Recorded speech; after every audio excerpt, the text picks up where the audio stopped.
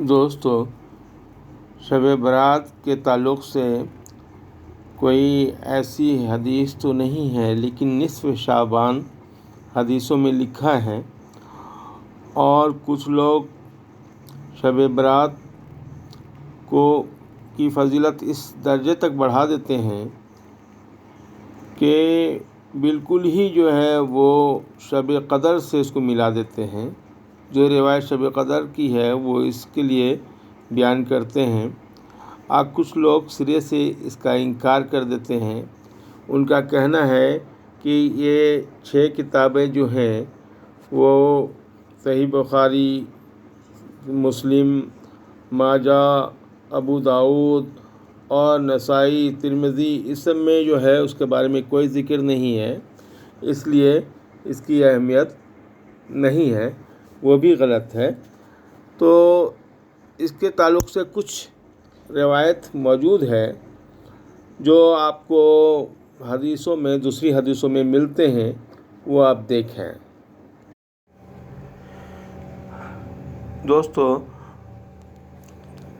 شب برات یعنی کہ نصف شعبان کے تعلق سے کل 14 حدیث دوسری کتابوں میں ہیں، سیاہ ستہ کے علاوہ دوسری کتابوں میں ہیں، جو اس میں 3 حدیث جو ہے وہ اس تعلق سے ہے کہ نصف شعبان کے بعد جو ہے روزے نہ رکھے جائیں، اور 3 حدیث اس تعلق سے ہے کہ آپ صلی اللہ علیہ وسلم نے فرمایا نصف شعبان کی رات اللہ تبارک و تعالیٰ اپنی مخلوق کی طرف جھانکتا ہے اور اپنی تمام مخلوق کو معاف کر دیتا ہے سوائے مشرک اور کینہ رکھنے والوں کے۔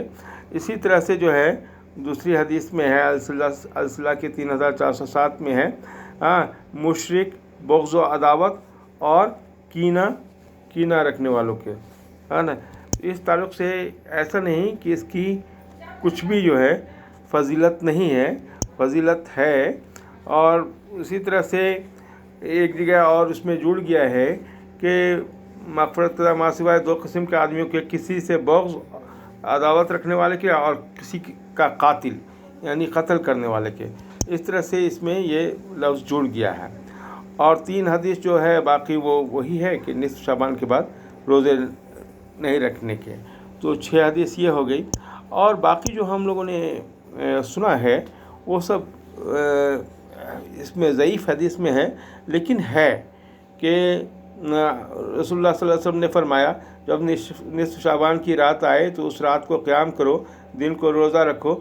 اس رات اللہ تعالیٰ سورج کے غروب ہوتے ہی پہلے آسمان پر نزول فرما لیتا ہے، اور صبح صادق طلوع ہونے تک کہتا رہتا ہے کیا کوئی مجھ سے بخشش مانگنے والا ہے کہ میں اسے معاف کر دوں؟ کیا کوئی رزق طلب کرنے والا ہے کہ اسے رزق دوں؟ کیا کوئی کسی بیماری یا مصیبت میں مبتلا ہے کہ میں اسے عافیت دوں؟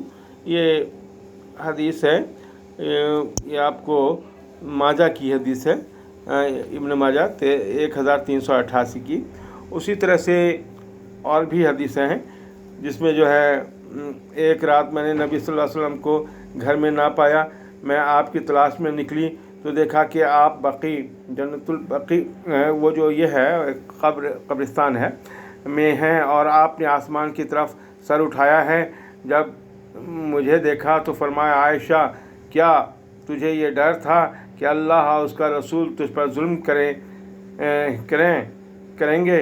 عائشہ رضی اللہ تعالیٰ عنہ کہتی ہیں کہ میں نے عرض کیا مجھے یہ خوف تو نہیں تھا، لیکن میں نے سوچا شاید آپ اپنی کسی اور زوجہ محترمہ کے ہاں تشریف لے گئے ہیں۔